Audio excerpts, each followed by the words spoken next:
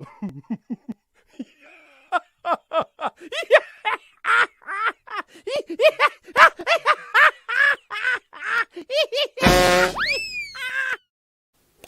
morning, good afternoon, good evening, whenever and wherever you may be. Welcome to the Benney Babbles podcast. The Benney Babbles podcast is sponsored by the enhancementproject.co.uk/app, a full package of enhancement programs designed to aid you on a future of learning and living a happier, more fulfilled life. It's like having a life coach in your pocket.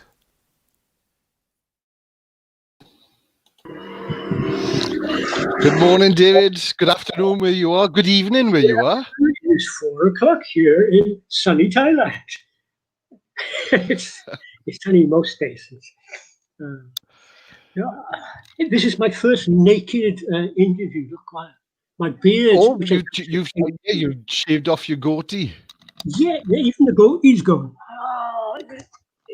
I've been wearing the mask since end of January, I think. I kind of realized, it was, especially after eating, beards are trapped. I had a teriyaki fish on one occasion, and I just, I'm going to escape. Then I kind of realized I've been wearing this beard as a mask all these years. I'm sure I've been hiding behind it. So now I'm out. Set free. We've got a message of Sam. Whoop whoop. Yeah, whoop whoop. Hey Sam. Thanks for tuning in, Sam.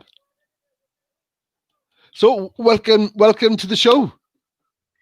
Oh, thank you for having me, Geraint.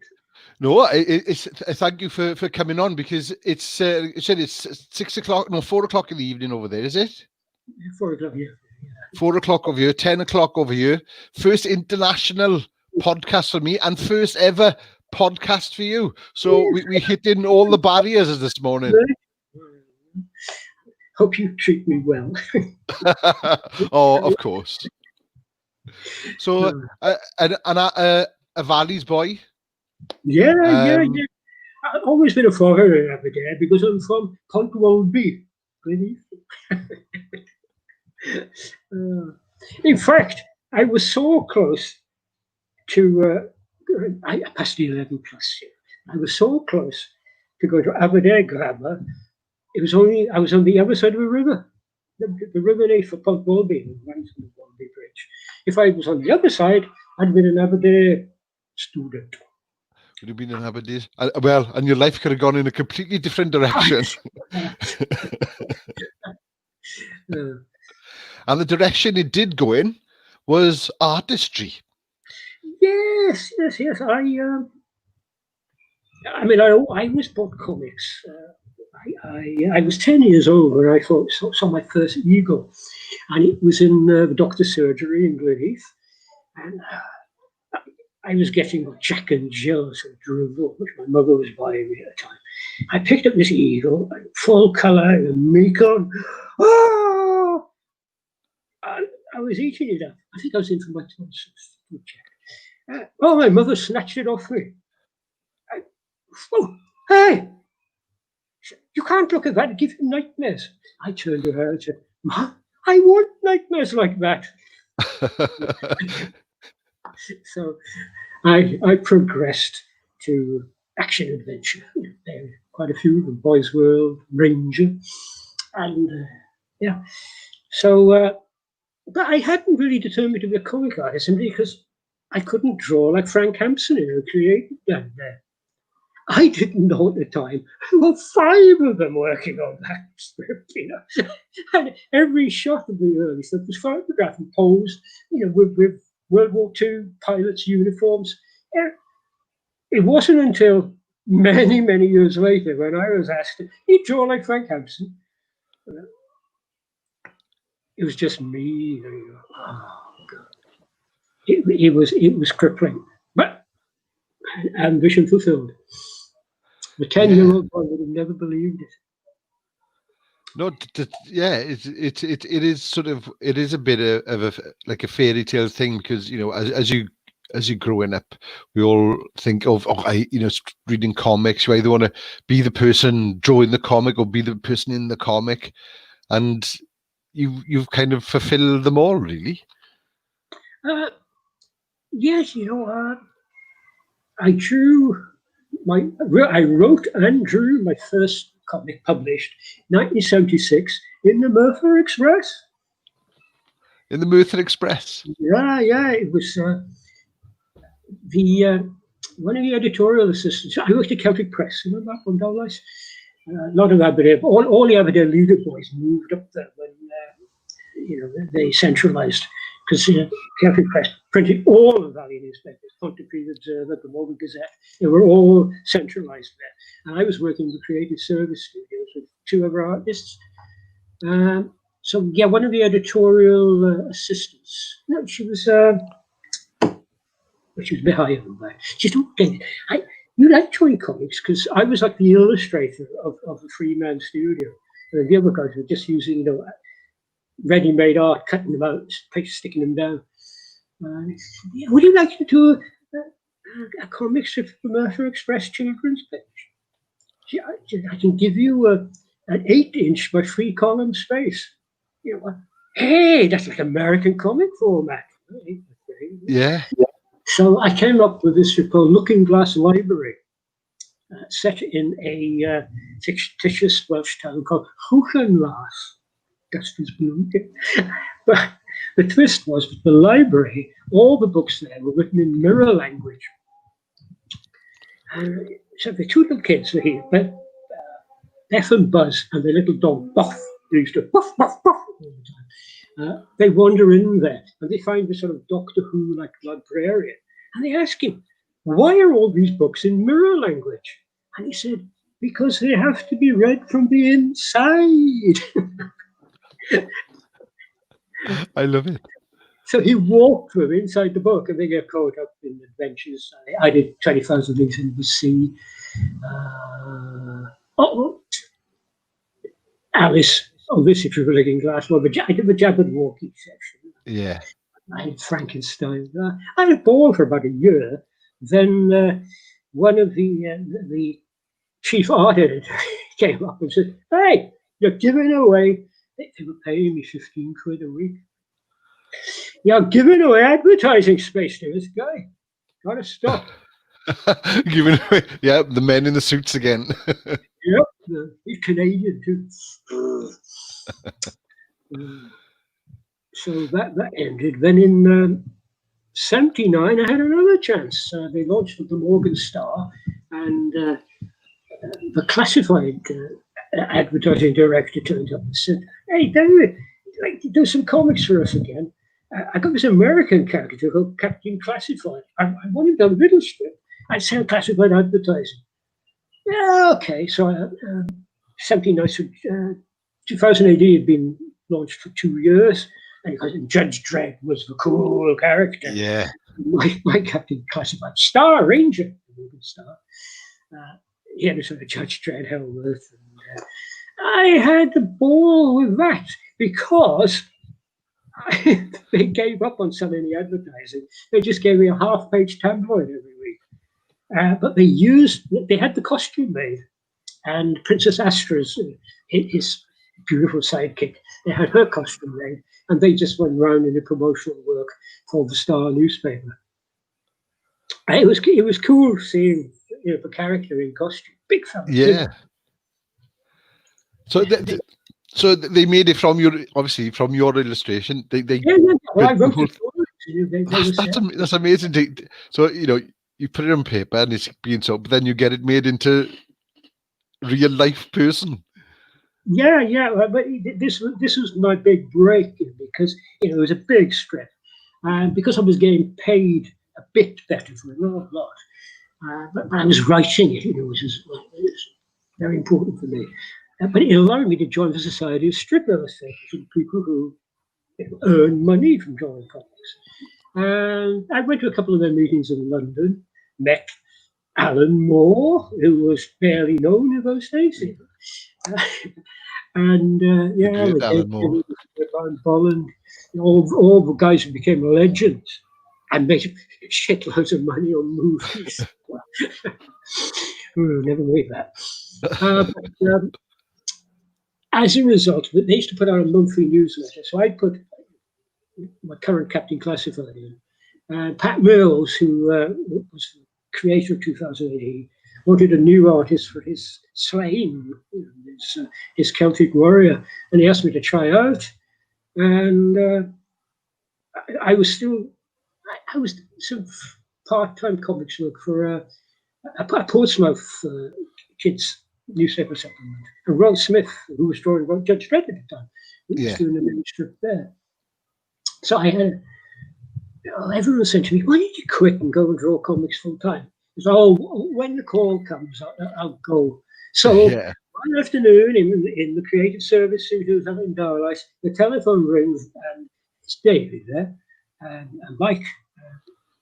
Mike's the supervisor, I was the assistant supervisor, and we had one worker. Dave's called for you. Hi, Dave. He's got high pitch. This is Pat Mills here. I don't know if you've read Slain in 2008. Oh, yes. Yeah. Of course. He's a Celtic hero, and you're a Celt. Yeah. Do you want to do some tryouts for me? Yeah, sure. I ran next morning. This was a Friday. Saturday morning, down in the Museum Podcast in 2018. Oh, I see. It was drawn by Massimo Bellardinelli at the time, Italian legend. So I did a couple of sketches, sent them off to Pat. He was living in Colchester. One caught his eye. Wow, that's what I want. 43 notifications. I hope you're all watching. Any new people coming in? Hi, folks. Yeah, so, that one drawing got me the gig, as they say, and I spent 2 seasons on Slain. And it's very cutthroat. The comics business. There's always somebody who wants to take over and do a better job. Yes. Yeah. I don't want to dwell on that. It's too negative. I was working in 2018 when I was still an inky. Yeah. You remember most of the comics were Yes. cheap newspaper, over black ink, too much black ink. The 2018 was gradually changing. What was happening in 2018, which never happened with any other comic, the audience grew up with it. They didn't. They didn't go looking for another comic. They got older. No. And the older they got, the more violence was introduced. So the kids stopped buying it. Quality paper. But I had 2 little kids at the time, and I didn't really want. I was doing some gratuitous stuff for Slain, but I grew up with kids' comics. I was getting a bit. Confused about the audience. Most of those guys looking now were kids. They're 10-year-olds, 15-year-olds, all you 40s and 50s now. Yeah. You all grew up. You didn't give up on 2018. No. Which never really happened. So I got kicked off Slain because Pat wanted something more trendy. He's always looking for new trends. And, so I did a summer special for 2000 AD in some grey tones, and the group editor who worked across the corridor in 2000 AD, Barry Thomas, said, "Oh, Dave, listen, lovely work. You want to come and work on my new comic, which was one of the first big toy comics for the Mask toys.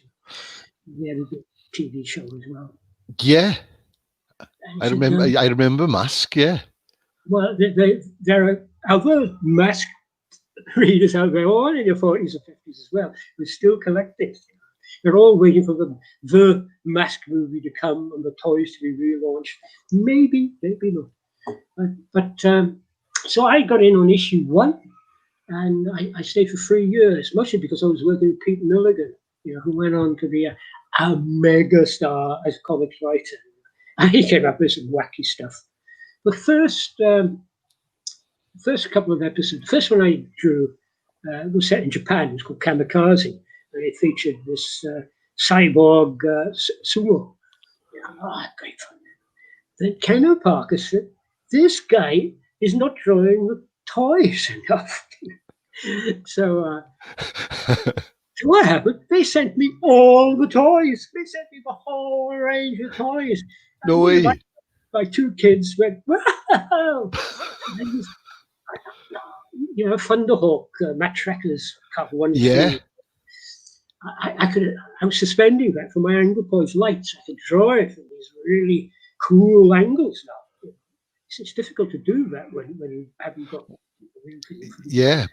And up until then, I'd been having to submit every page to comic promotions, horrible little company who just check your art against style sheets. After my second run on Mask, Kenner Parker said, "David, don't bother submitting them. Your stuff looks better than the toys." So that was great. That also speeded things up for me because I was penciling, photocopying, police printers out there, going down with my portfolio, and so I could just concentrate on the drawing and the inking. And so 3 years passed very quickly. After that, the best year ever came for me because Barry Thompson, he was still group editor, technically in charge of 2000 AD, but they're becoming a unit in themselves. They weren't Boys Adventure any longer. Yeah. I want to create technically, it wasn't a Boys Adventure because he wanted to have a girl character. He said, I've got this idea for a spaceship.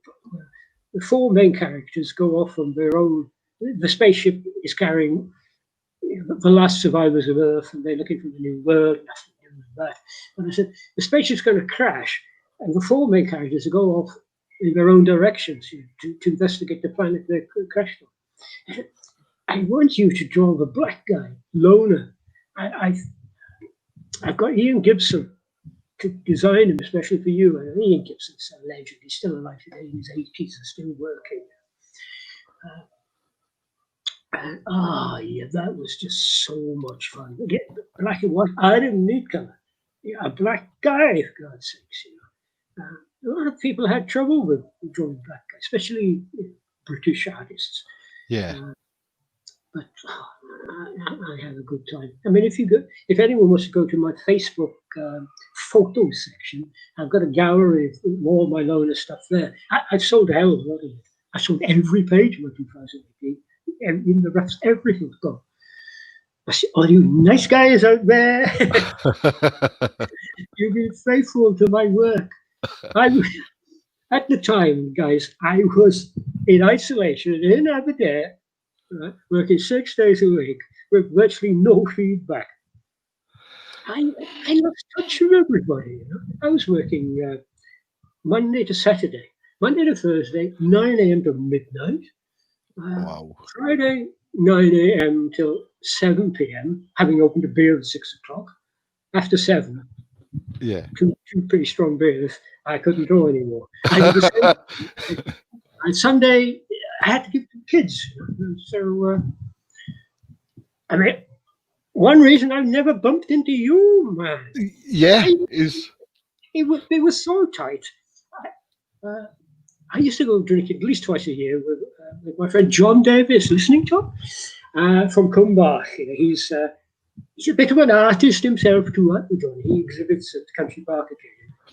Right. We used to go out twice a year, summertime during Christmas drink. And I got caught up in these deadlines. I bumped into him outside Lloyd's Bank, Victoria Square. Yeah. Said, "Oh, you're still alive then?" "Yeah. Why didn't you come for a drink?" "Oh, I've been busy." He said, last time we had a drink, it was 10 years ago.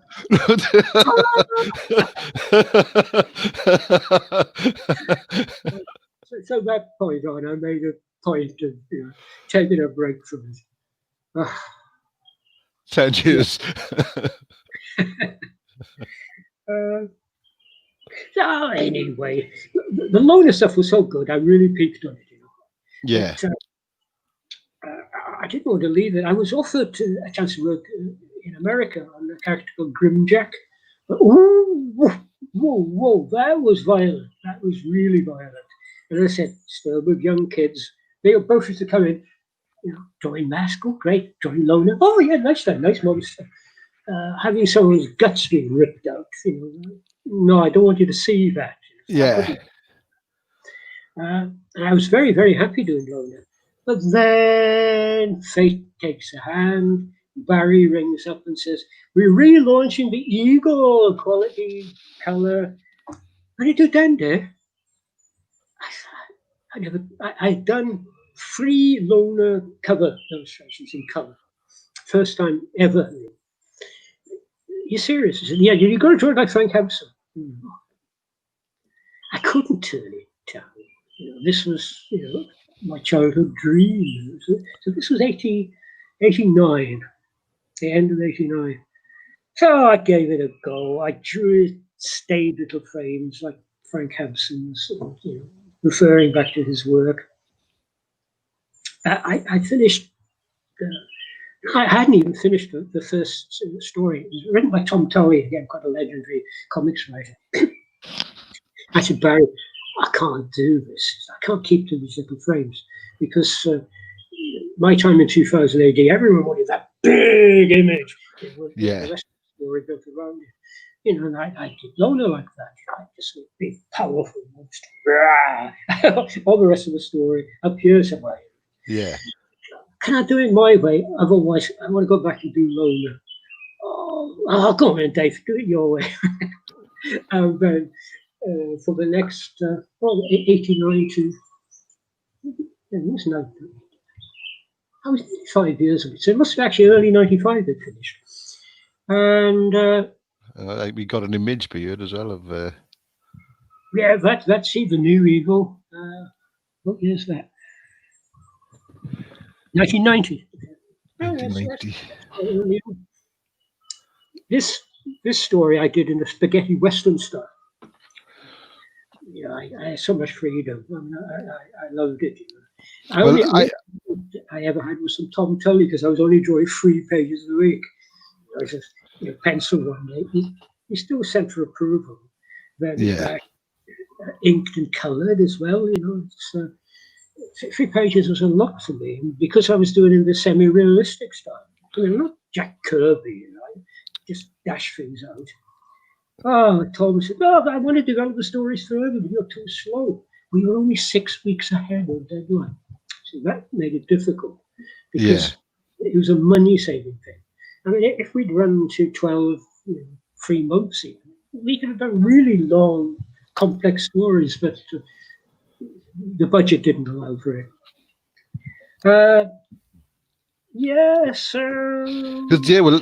The Eagle was my comic growing up, as I said earlier on to you before we came on air, and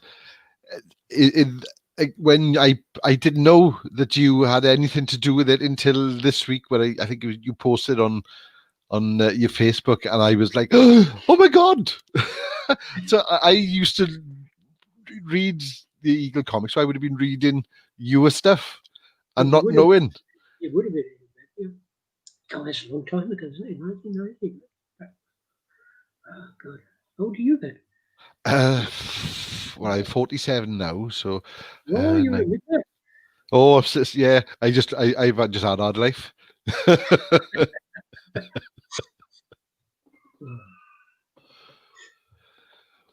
Crazy, So,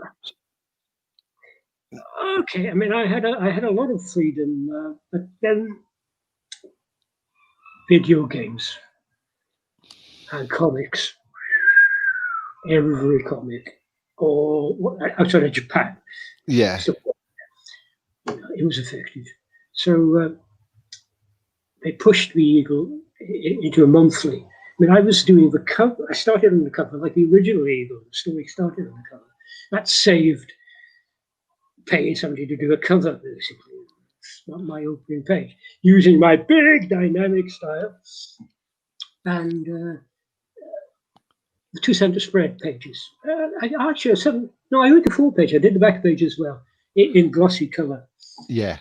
only some months, so I had to look for other work in between. And Barry Thompson, said, "Hey, Dave," he said, I'm doing some kids' adventure book. Can you draw Sonic the Hedgehog? A cool character, But my son loved Sonic. Oh my God, I did a whole series of full color Sonic adventure books. Where Sonic Now? Where Sonic Now 2 I actually wrote as well. It was no dialogue. It was a double-page spreads with the Where's Wally. Then we had to fight Sonic and various other characters. And of course, then I was doing. And when Eagle finally closed his doors, and with that last issue, they were returning my artwork, which is cool, except the very last cover of Eagle. I wonder what happened to that. The very last cover. I was going to donate it to Aberdeen Museum. The very last cover, the Eagle drawn in Aberdeen. Local artist, no, they didn't return. The other 3 pages. Oh, they came back. But not the back cover. Somebody's got that hidden. Yeah, somebody's got that hidden away somewhere. It's stolen. You got it. Anyone out there got it? Give it back. Me. Original, my property. So I was well employed by Ladybird Books, actually, for the adventure books. I did a Gargoyles, Disney's Gargoyles.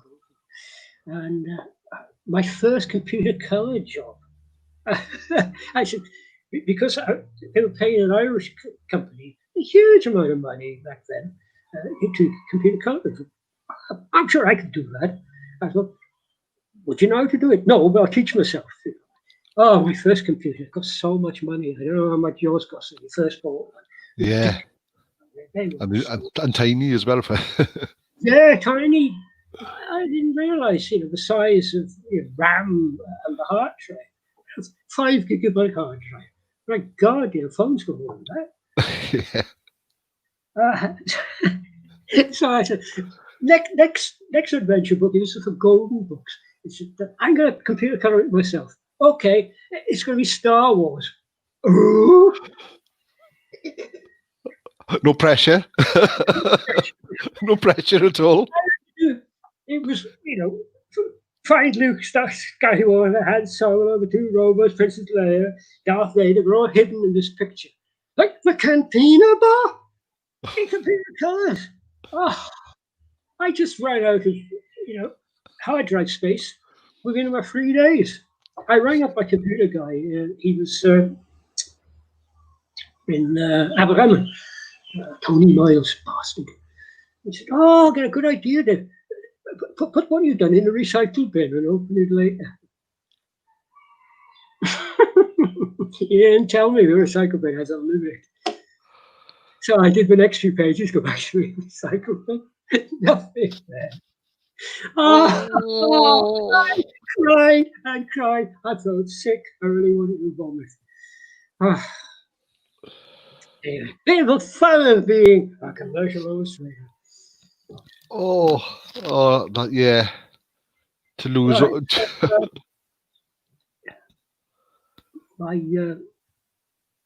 I was getting a bit tired of the whole business with this, because I was doing the adventure books, and I was then working for Warhammer Games Workshop's comic monthly. I was one of the original artists on that.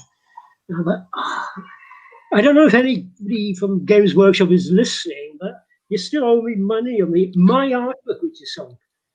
I had a 13-page contract with them, which then retained the artwork. Said, we'll give you 5% on sales of artwork. You've got a bean. So I got more and more disillusioned.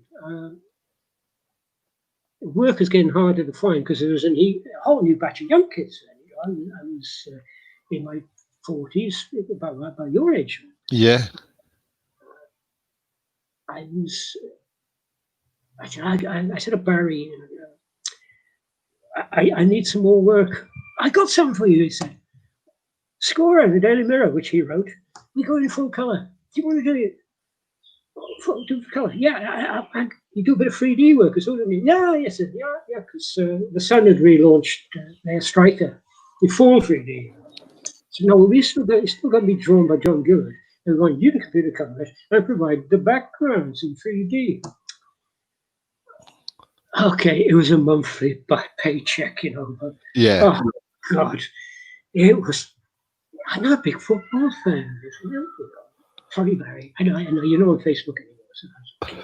And Stu, who was the second artist, is. I don't know if you're listening. He lived in Spain now. What a better things to do. Now, Dave Skew was a very good painter. So,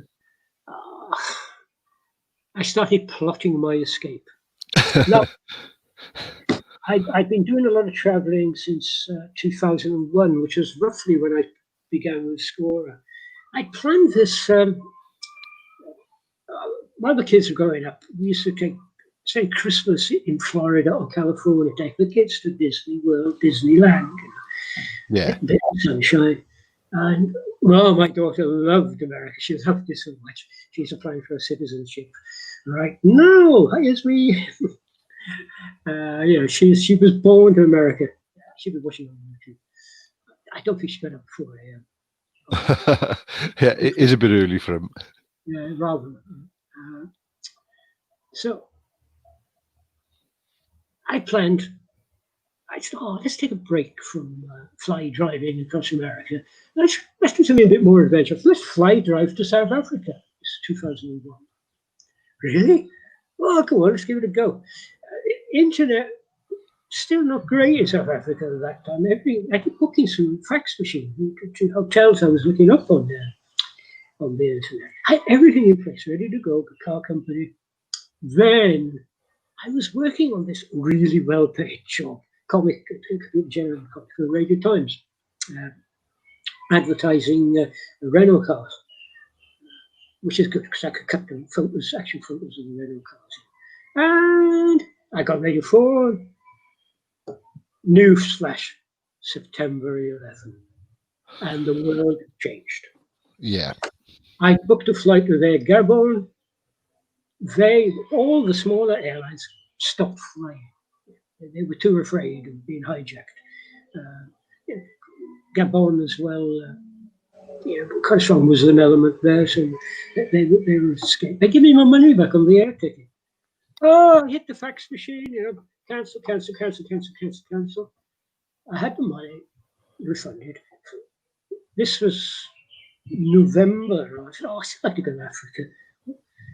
What can we afford? The Gambia. Okay, let's go. Christmas in the Gambia. Changed my life, that. Really changed my life. We booked a package flight holiday, Badala Park, half board. I asked one of the guys working there, I want to try palm wine. Never tried it. I like palm wine music. Oh, I said, over the wall there, next door, there's a palm tapper. He's taken over from his father. They've been there since the 1960s. Oh, I can meet him. I want to try palm wine. Yeah, we'll go tomorrow. This is Abraham Barr. He said, so we came here the next day. Out on the main road, little dirt lane, full of palm trees, a little lagoon in the distance. We walked down the lane. There's nobody down here. Then the bushes parted. And this huge Rasta in tatters, in tatters, costume comes out. Big smile on his face. This was the beginning of a long relationship with Lucas. I loved the palm wine. Oh, God. We went back there like every night. And he invited us to Spain. He was a Christian. The Gambia is like 95, 98% Muslim. Mosques. Yeah. But because he's a Christian, had to celebrate Christmas. You come to my compound and I'm going to kill a pig for you. And he kept pigs. And, we went there. The pig, I've never eaten a pig freshly killed. It was so fresh, it literally melted in the mouth. But it didn't seem to be cooked very much, and we were going to suffer later, really. But, we had a hell of a day. It was one of those endless days. Yeah. We in the palm wine. They brew Guinness in the Gambia at 7.5% Guinness export. Yeah.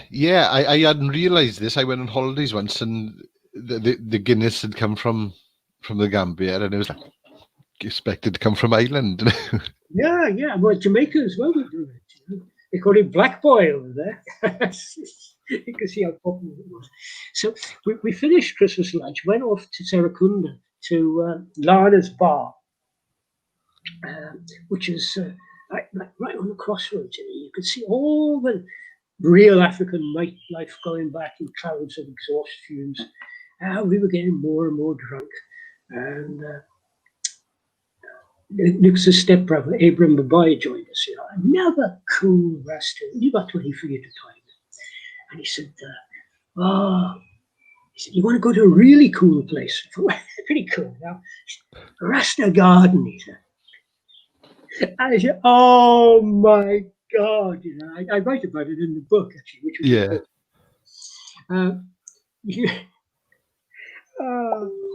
you know, well, John Davis has just come on from Kumbath. Hey, John, you missed half an hour. Talking about you. Yeah. Make sure you listen back, John. Later on, you can listen back. It was like walking, Westergaard, like walking into a 1960s San Francisco cartoon strip. Yeah.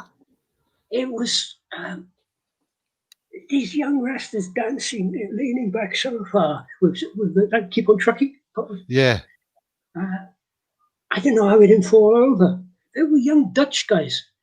All you could see was the hair, their nose sticking through, and had huge joints. Yeah, like all cartoon. He's so stoned to be there all day. And the music, you know, all the best Jamaican reggae, Gambian reggae as well. It's very cool too. In fact, if you like reggae music and you want to be a bit free, I'd recommend the Gambia over Jamaica. I've been to Jamaica, made a couple of good friends there, but you can put up with the Americans. Oh, sorry. You don't get food in the Gambia.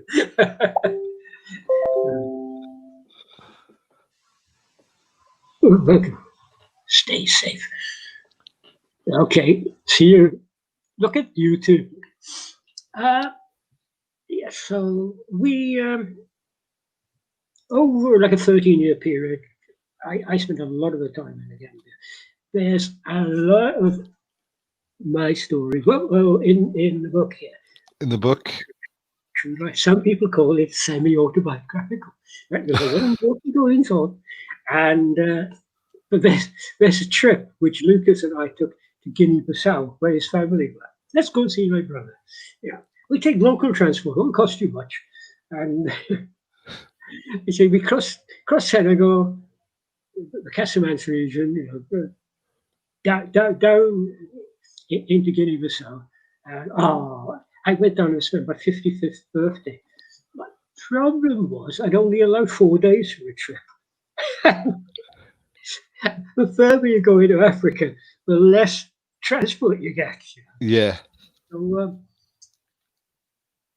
the Monday morning of my birthday, I said, Lucas, my flight's on Wednesday. I mean, it took us a day to get down here. We stayed over in Sao Domingo. Guinea-Bissau used to be a Portuguese colony, so they sell Portuguese beer there. You know, yeah, Sagres and a Portuguese wine, the rock bottom price.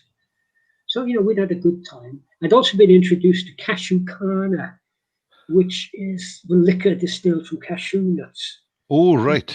Addictive. So I'd been drinking for days. It's just me and him. So yeah, the Monday. No, this was the Tuesday night around midnight. Look, I had a copy of Lonely Planet. I was looking at the map. I said, "There's no transport here. Nothing's come out in and out past the village for 2 days. I've got to get back. I'll lose my flight." And I said, "I'm just looking at the map with me, 55th birthday. I'm looking here. We can walk along the coast." to Senegal and pick up some transport. Oh, Lucas, oh, we do better. We go through the bush.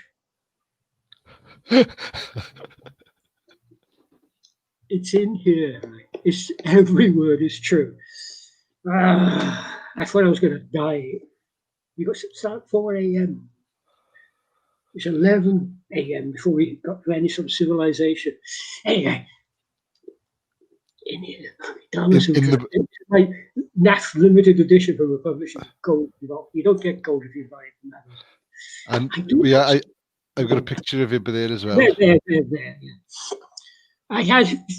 I was going to write under Jeffrey Dahmer up until 2 weeks before publication, when the marketing woman at Austin Macaulay went nuts. She said, "Do you know that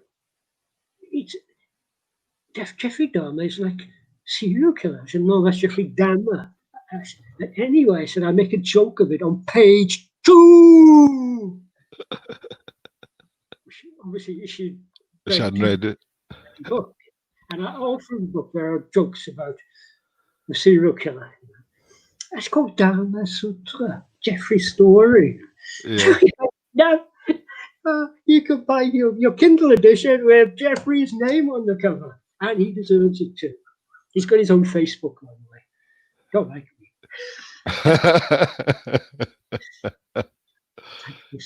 Like twins, me and Jeffrey. Yeah, but in between going to Gambia, I was working on score and feeling the need of a break more and more. Barry is good. Let's face it, you can find substitute artists so easy with so little work around. So I was taking more and more time off. I started traveling in India. It was the following Christmas, 2002, in Goa. Nice. Not really India. Macau, the commercial capital. Now there, they've got a cool railway station which links up to every station in India. I bought a copy of Trains at a Glance, which has a fold-out map of all the railway lines in India. And we just did my wife, daughter, and son were with me on this occasion. And we did a trip to Hublin, and there by train. I went to visit Hampi, the ancient city. But I was more in love with the train and the people, because everybody wants to talk to you. The beauty of India is everybody speaks English because there are so many local dialects. Yeah. Without English, they wouldn't be the power they are today. It's possible. In all the newspapers, the top newspapers.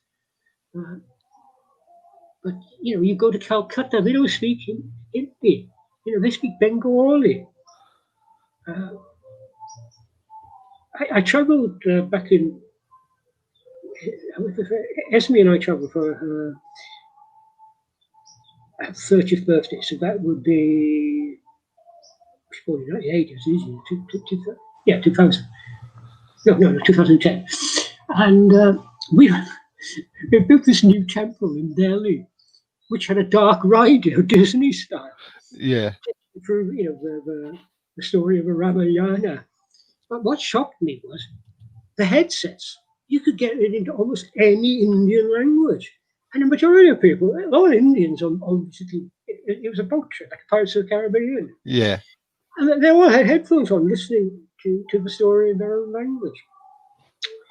So, wherever you go in India, you find somebody who speaks English, which is great because they tell you where the best bars are. So, a lot of my Indian travels go into this, So Dharma Sutra was actually born in Pushkar in 2003 in Rajasthan. It's a holy city, no alcohol allowed, supposedly vegetarian, but you can buy eggs, which you can't in Rishikesh, you can vegan. Yeah. It's full of temples, and it's famous for the camel fair, which takes place once a year, not when I visited. I was walking at one of the temples, which was situated on a hill, and there's this sadhu, Rasta guy. And my God! I turned to the wife. I said, he looks just like Lucas.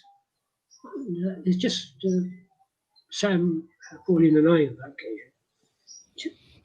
got me thinking, what they do, they just sit there begging money, smoking ganja all day. Lucas would love this, is it? What if we dropped Lucas Remus, as I call him in the book, into India to defend for himself? So this was the first germ for the book Dharma Sutra. The story itself has four narrators, because Lucas Remus can't read or write anyway. Right? Yeah. So he used to get, when we used to write it, he'd get a translator who actually is, one of the characters is, the writer Suleiman Mandi is based on a real character who lives in the Gambia, very well educated English public school. In fact, even my villain was educated in English public school, and my black assassin, and based on real characters. Even the assassin, he don't know. Just don't tell him. I don't tell him. He'd expect some money. I an accident.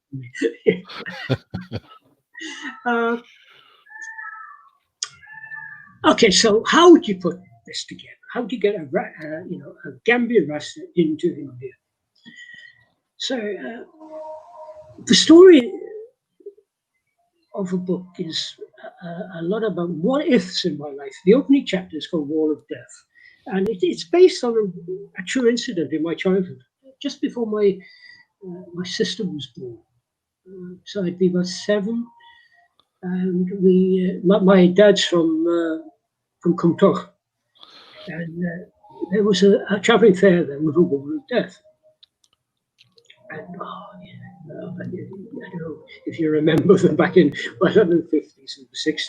Oh my God, the things used to move. The whole arena would move. Bit crickety.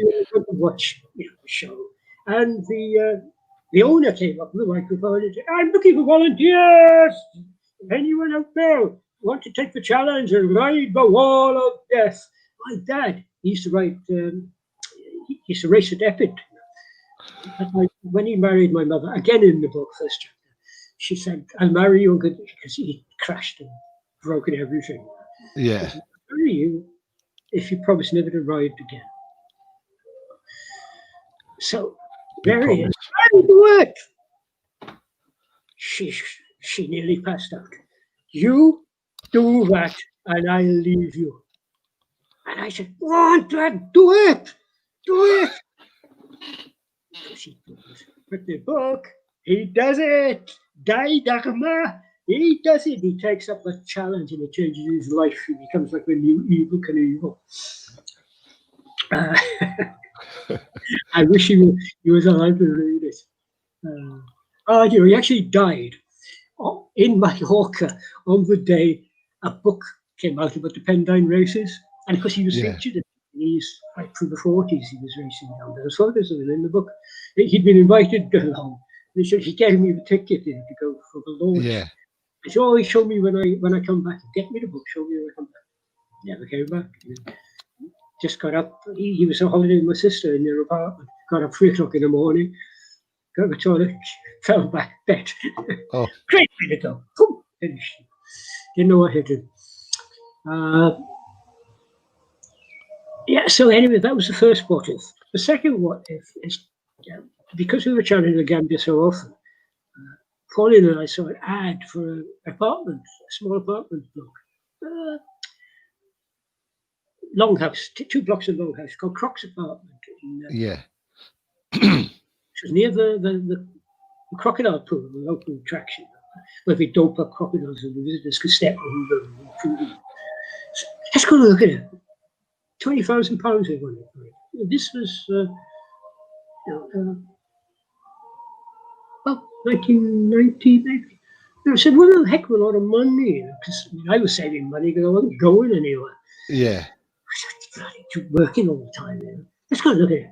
Well, we went to look at it. Everything's ready to go. Yeah. Shall we do it? Let's go and look at the rest of the Gambia. And so we took this sort of trip, just the two of us. We travelled just about every bit, so big, it's just Yeah. river, and couldn't make our mind up. It's like, it was a big leap. And the problem is we were so close to Lucas and his family. I was giving them money and paying for kids' education, and I don't know. Actually, I'm almost ready to leave work. But, we decided, I'll tell you what, let's go look at another part of Africa. I'd seen the Gambia, Guinea-Bissau, Senegal. Let's go south. Let's do that South African trip we planned. Oh, okay, but I'm not renting a car this time. We rented a car in California, and I'd been driving for 10 days, and Pauline said, "Oh, I want to go."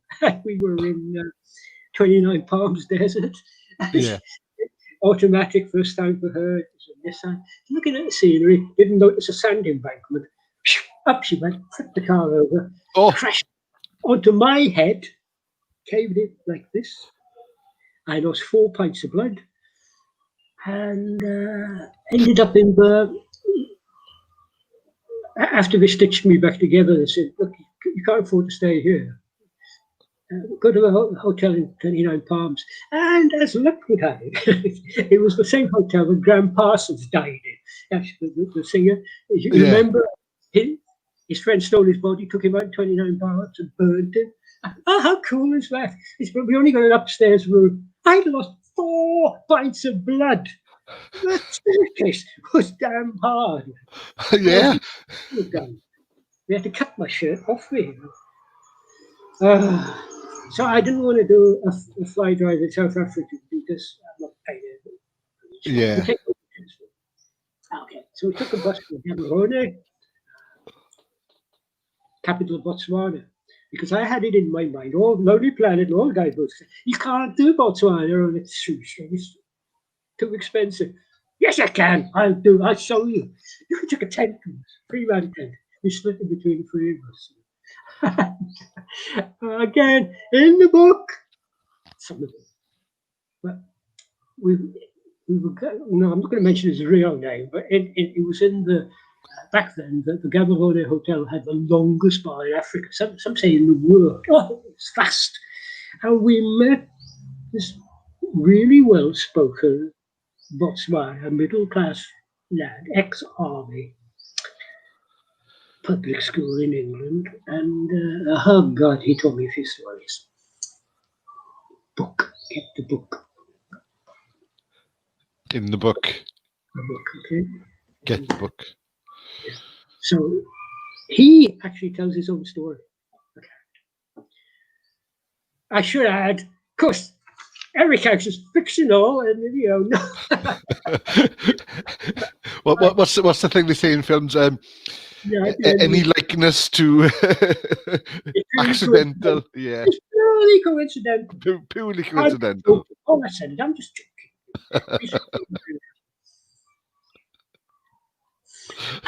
So he tells his own story. I tell you why. Really, because the Remus character couldn't tell his own story. I mean, he speaks several languages. A bit of French, a bit of Portuguese. His native language, Mandinka.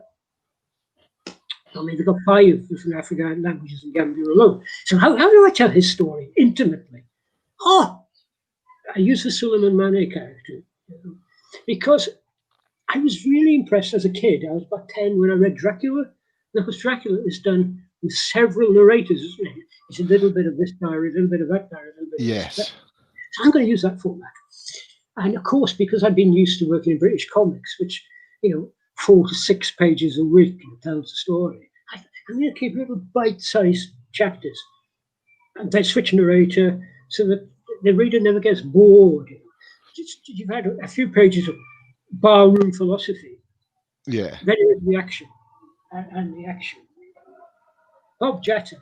I mean, I've been congratulating Bob Jatter Villa again. He's an amalgam of 2 characters, actually. Bastards. And this guy it's no hold bars. Sexual violence usually gets worse in book 2. Comes back from the dead in book 2.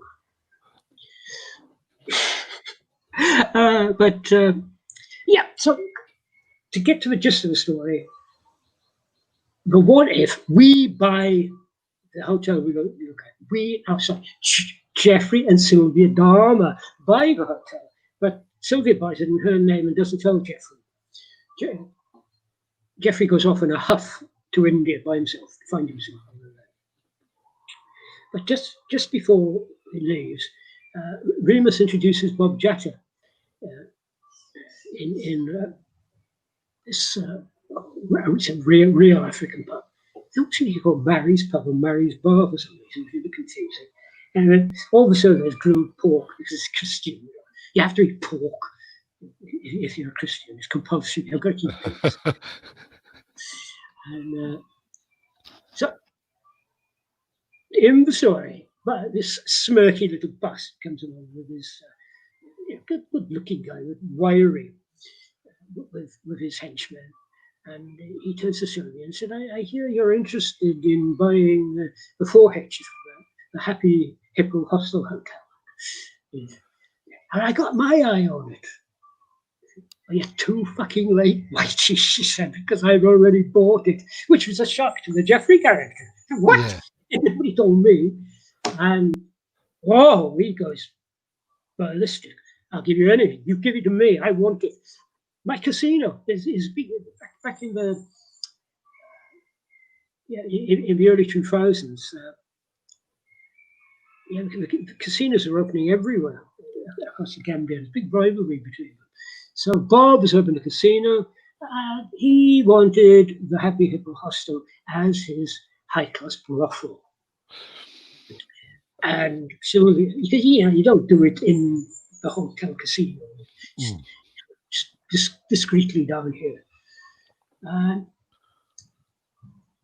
So Sylvia, she lays into him. I mean, he's gone ballistic. She's called him Whitey because he speaks RP. Yeah. And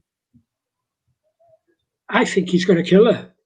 But she reaches into Bob's trousers and pulls out his gris-gris, the juju all Africans wear around their loins. She just snaps off leather belt and holds it over the barbecue. Back off, or this goes into the flames. And even the most sophisticated African, they're not going to want their juju burnt because all kinds of bad voodoo's going to come their way. So Bob's task is to get his juju back, his gris-gris, I think it's actually called, isn't it? I know in New Orleans they call it gris-gris. My French friend. And because Sylvia's been having an affair with Remus. Remus has quit being a palm tapper to go to work for Bob. Life of luxury, footman, butler, God knows what, sex slave. And he said, look, it's up to you. This woman, she loves you. Go and marry her. And then, you'll have entitlement to the 4H. Happy Hippo Hospital. She can't. She's married to my friend Jeffrey, my brother Jeffrey. Well, go and kill him. No, I can't do that. Well, go and find him and ask him for a divorce. He's finished with her. Where is he? India. Remus says. India? Whereabouts in India? And I don't know. I go and ask Sylvia. He goes off to ask Sylvia. Where's Jeffrey? He's in Dharamsala. So Lucas goes back the next day and says, he said, Dar es Salaam, Abyssinia, Ethiopia. Yeah. Ethiopia? No. Another one in India, where the Dalai Lama lives. Oh, I don't know fuck all about the Dalai Lama. What do you know about the Dalai Lama? And Remus, I saw him in a bar in Sarakunda. Well, they're alarming about her. No way. You, no, you make me look stupid. I see you on TV.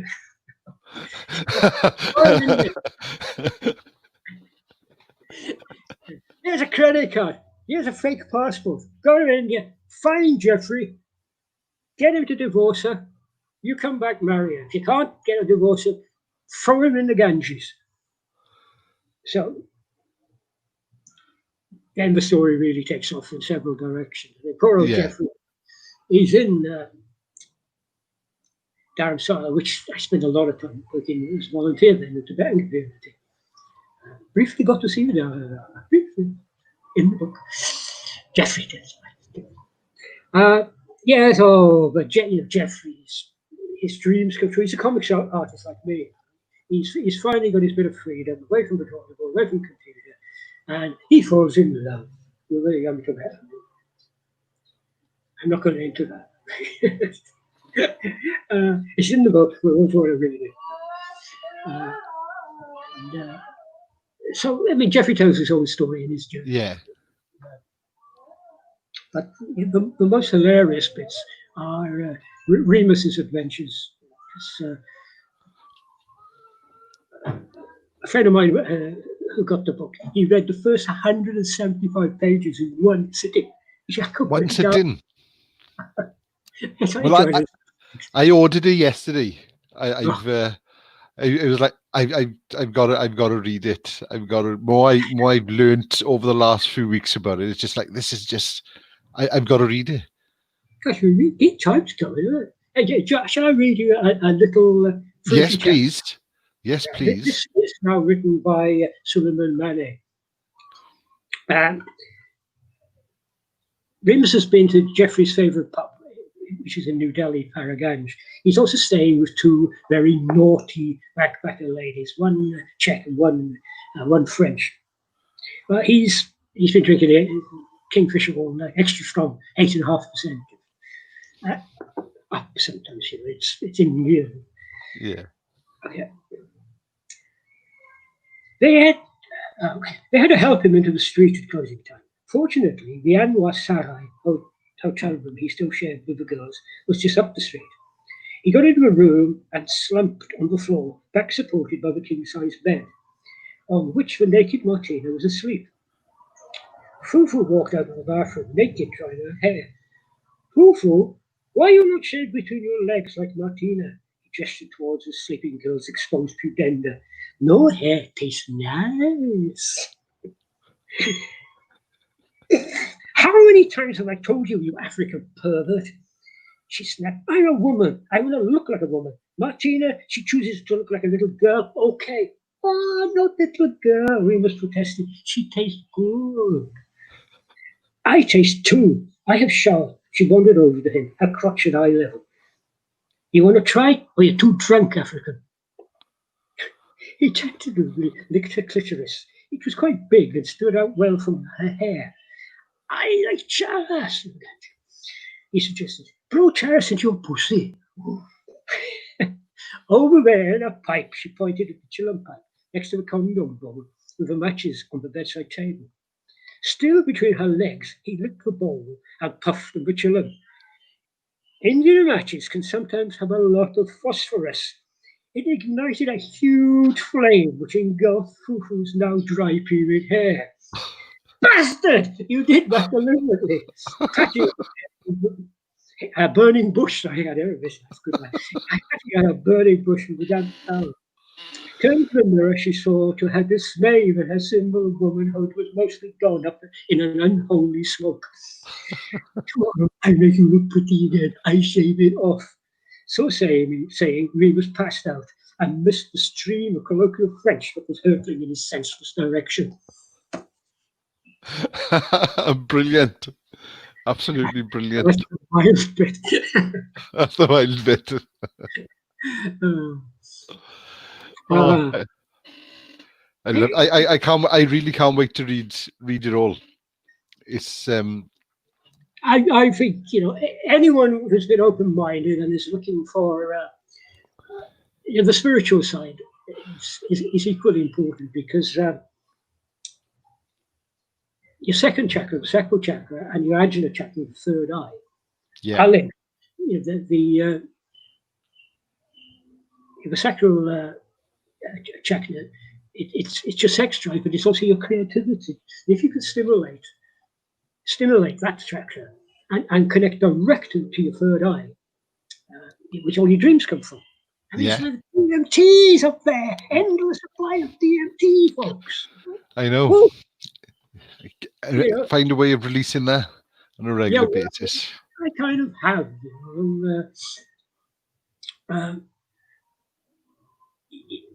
so there's a lot of discussion about it with a character called Isa Krishna, whom Jeffrey meets in Puri.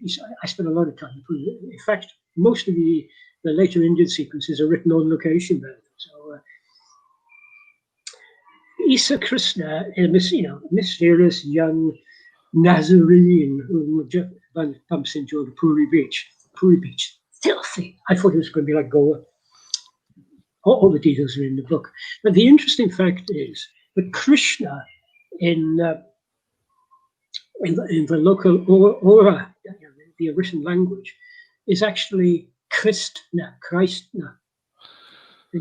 All the stories of Jesus traveling in India, absorbing the Buddha's teachings. Nobody questions it in Puri that he came there. Saw the name Krishna, in fact, hey, good name. And his first name was Yeshua. Yeshua Krishna. Could form a cult around that. But he's an ongoing character. He's kind of he's renounced everything.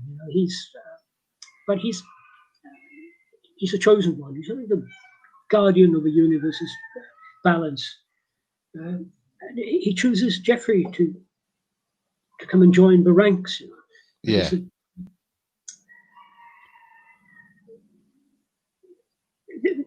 little beach temple in Puri, the Jagannath temple there. Blackface, he represents all the black nations of the world. Subhadra, his sister, is yellow, and Balbhadra is white, blackface. And so Jeffrey eventually meets up with Remus after a hell of a lot of fun, hell of a lot of drinking in Puri, introduces him, and between them they have to find their sister, Subhadra, who's also Krishna's sister, the woman who could represent this holy trinity, or unholy trinity. And they have to unite in this cosmic sex. And, so they think, well, we're going to have to go on a quest to look for this lady. But we nearly said his real name. The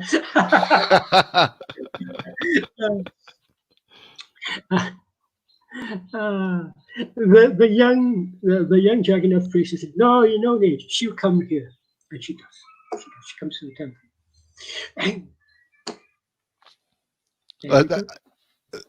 And like you said, there's a second book as well. The second book I'm doing the print edit on it now. I'm probably going to put it out through Amazon, KTP, their own publishing company. Oh yeah. But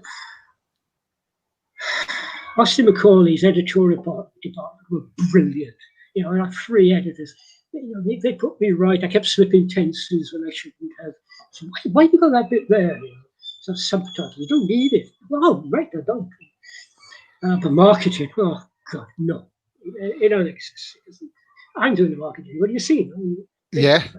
Yes.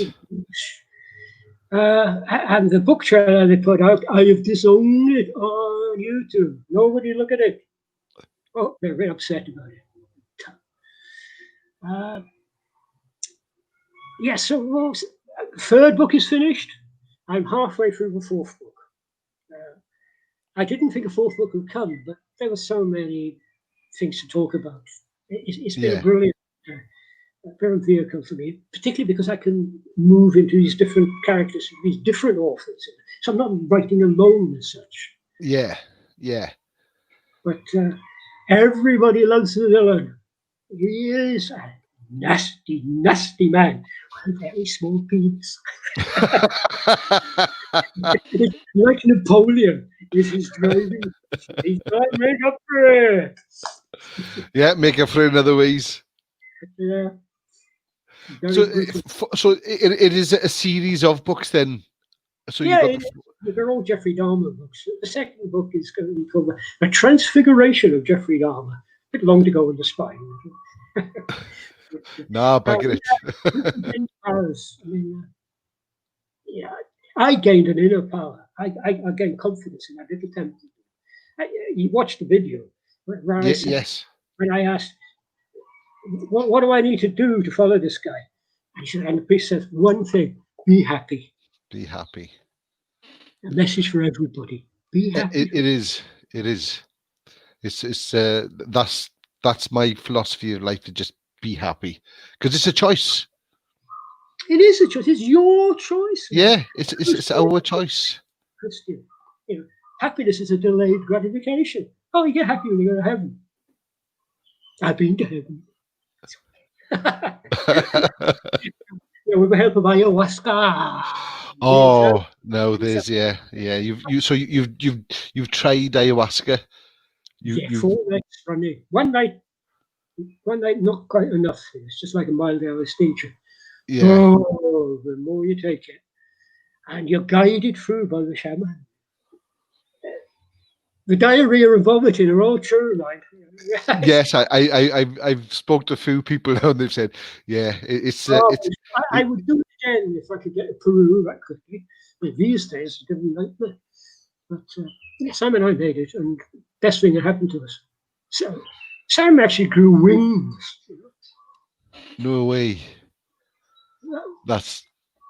It is the spirit molecule, really, isn't it?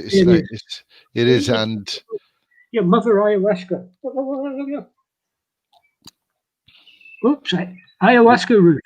All right, awesome. I think more. See, some of these medicines and things, they need to look at them for what they actually are, and what they can do for you. What people don't realize, it's so cheap and easy to get into the Amazon jungle. Well, I said these days, those days. We got a spirit flight from Florida to Lima, which was about like $200, and we got a return flight to Iquitos from Lima, right in the middle of the Amazon basin, for $40. Wow. Stayed at a hostel. There was an English lady working, a young English lady. She said, I suppose you know where we can do ayahuasca. Oh, yeah, finally enough. On the phone. Next day, off on a boat into the jungle. Off you go. And we met some wonderful people. Almost everyone's Facebook friend. And Lisa Lau, the facilitator, she did all the translation for the shaman. Facebook friend. Lisa, book 2. She's half Chinese, half Peruvian. Wonderful. Wow, she's a beautiful lady. Someone similar. The shocking thing was, she could read your mind, telepathic. The minute I saw her, she waved her finger at me. Don't think like that. I can believe it as well. I think we've lost the ability to do lots of things that we haven't lost them. No, we can still do them. It's just we've forgotten how to do them. Yes. Yeah. Well, the ayahuasca opens the third eye, the portal, and I was at the time. I still am. There's a young lady here in Thailand. And I just wanted to get a message to her. I crossed, from Peru to Thailand with Lisa Lau's help. And she said, yeah, you can do it. Concentrate on the person you want to connect to. And I said, it's the wrong time of day there. Well, I'll try it anyway. Astral projection, yes. Astral projection. Yeah, it works. It does work. It does work, yeah. Yeah, it does. And I'm using it guided as well. That's even... I've only just toyed with it as part of my meditation technique, and Yeah. Well, Just if you guided, you don't get the distractions. You get focus. You know, like the rattle the shaman shakes all the time, and he blows tobacco in your face. Which is very strong, but it's part of the ritual. I mean, they've been doing it for thousands of years. yeah. So they know what they're doing. Having said that, somebody died in the same camp just a few months before we got there. But they do give medical checks. I had my blood pressure taken. It was a bit high, but I said, "Look, my blood pressure's always high." I went Yeah. body. But they gave me this sort of herbal drink to lower the pressure. And the first night was a bit mechanical, a bit LSD. Yeah. But once I allowed my mother ayahuasca, the earth mother, to come inside, Sam and I actually had the same trip. We did it in a room together, and we actually physically connected through our tongue, and we were seeing the same visions. Wow. Don't tell me it's bullshit. No. Well, I know you're not going to. Yeah. It just, it is mind. I can understand why people can brush it off, because it is mind-boggling when because it goes against it's going against your reality of no, that's not real, that's not. But it's open your mind and just accept and take it. Just take it in. Just like I said, just from meditation, I've found out things about myself, and it's I'm jealous. The only thing I would warn people was when you finish the ceremony, every night they close the portal, the chairman comes in case things get too extreme. Yeah. After 4 nights of this, now we're going to leave the portal open. You're going to go back, continue the rest of your life, meditate, to focus. I was already writing at the time. I'd finished this guy, and I was working on the second one. So I don't have a lot of time to meditate, but I came up here in the new. I was there for my October for my 66th birthday. It was my present for birthday. I came back here, actually here in Sea in November. And it was an ancient city. The temple there is about 1,000 years old, and the meditation technique I use is to just rest in my forehead on preferably ancient stone if possible. And, oh my God, 1,000 years of prayers were flashing through my head, at high speed. I started to cry. Paul was looking at me. But this time I couldn't switch off. I couldn't switch it off. That night I went back to the hotel. Not this place I'm staying. I just couldn't get to sleep. And I'm going to go insane. I can't switch this off. And Pauline woke up and said, "Why are you fidgeting? What's the matter with you?" I said, if you could see what I'm seeing now, you wouldn't sleep either. And I think sheer nastiness looking back. I put my hand on her heart, and she saw it. She saw these horror spirits, and she saw when she was about 4 or 5 years old. She was kidnapped in Calcutta by this Indian man. Fortunately, her mother, she was Japanese. She ran after him, but she said she saw that man again. Except now he was rotted, in maggots, things. She said, "Don't you ever do that to me again." So, like I said, it's powerful. It's powerful. You can just pass it on like that. Yeah. And on that note, hey, when the second book comes out, we'll have a chat again. Definitely. I'll tell you about my levitation experience in Lucknow, which is in none of the books, but that's for next time. I can't wait. And thank you so much for what we have got. Just bear with me a second. We have got somebody to. Was it? Yeah, Sam saying, yeah, life-changing. Mm-hmm. And thank you so much for coming on. It's been a pleasure talking to you. And It's been great. I don't get talking English, and I've got pigeon ties. it's like that in Aberdeen, though, is pigeon. Actually, they're friendlier to old people than they are in Aberdeen. Yeah. The older you get, the less we see them. Reminder of mortality.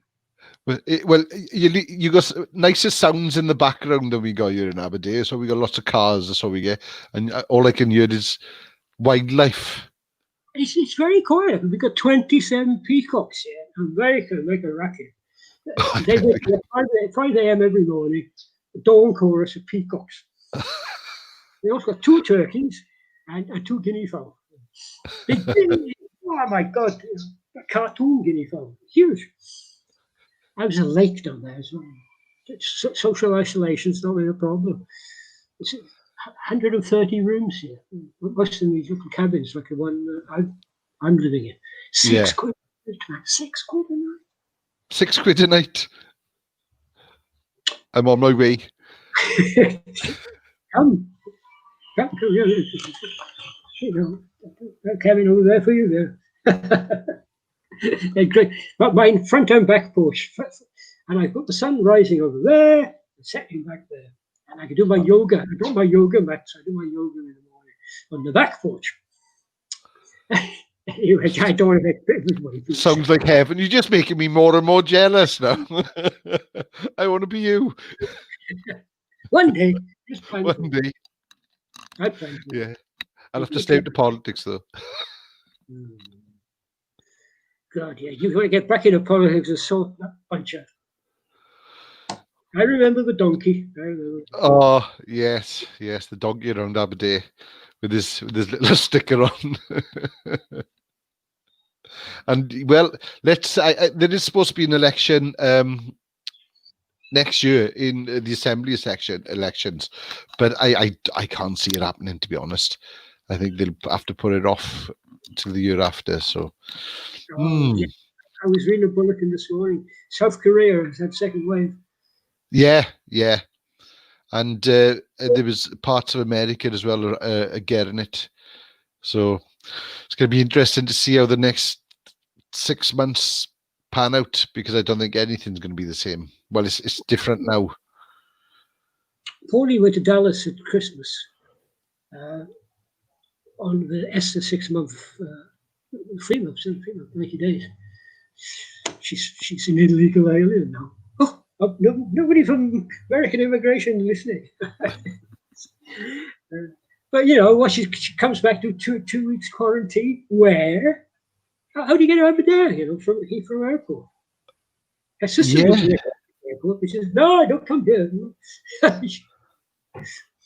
Yeah, that's a thought. Yeah, having to fly, and then from there, to get to Aberdeen. Without to quarantine yourself. It's total isolation, not possible. It's a disaster. No, it's not. It's not. Crazy times, right? Well, it has come to that time. Thank you so much for coming on, chatting. As soon as the second book, I want exclusivity. Okay. I can send you a PDF. I do a really nice PDF. Yeah. Anyway, I'm sure you'll enjoy it, as I say in the video. I mean, every person I've respected has said, "Wow." Two people who read it didn't say anything. So, people sent me books, and it's okay, but I've sort of tailed off. It's not for me. It's not for everybody. But if you've got an open mind, it'll be that much more open up. And this is what I can't wait, because I've gone on my own spiritual journey over the last few years, and my mind has opened up to so many things that 10 years ago, 15 years ago, I thought was juju, and and now it's like, wow, yeah, just from accepting and going with things, and I'm going to be happy. You have got to be happy, and like, as we said earlier, it is a choice. It's a choice we make. It's the same as everything. We have a choice. You got a lot of responsibility. I don't have the responsibility. Kids are going to do their own thing. My sister don't talk to me. No, okay. Happy. Happy. It's 5 o'clock somewhere. Right here. Well, actually, it's 24 minutes past 5. It's 24 minutes past 5. Okay. Right, David, thank you very much. Right, when you're back in over there, we go for a beer. Definitely. Yes. We are Facebook friends now, so we can keep in touch. Diolch yn fawr. Thanks to everyone for listening as well. If you want to listen back, you can go on Facebook. Yeah. And they can listen. Right. Do you log off? Yeah, I shall log you. I'm going to say goodbye to everyone, then we can log off together then. Okay. Bye, everyone. Sorry, no artwork for sale this year. It's all locked up in Gadley's Terrace. Nobody there. Burglars. Don't tell him that. Don't tell him that. I live next door to Jeanette Leonard, so you know Jeanette. Yeah, I'll message you. No. Maybe dead. Very true. Jeanette, if you're watching, thanks for giving Sam a lift that night. Very kind of you. It is. Yeah, diolch yn fawr. You can tune in again next time on YouTube and Facebook. You can listen back. Thanks again, everyone. Thank you, David, for joining us, and I look forward to the next one. Hwyl fawr, and enjoy your Sunday, the rest of your Sunday, everyone. Okay.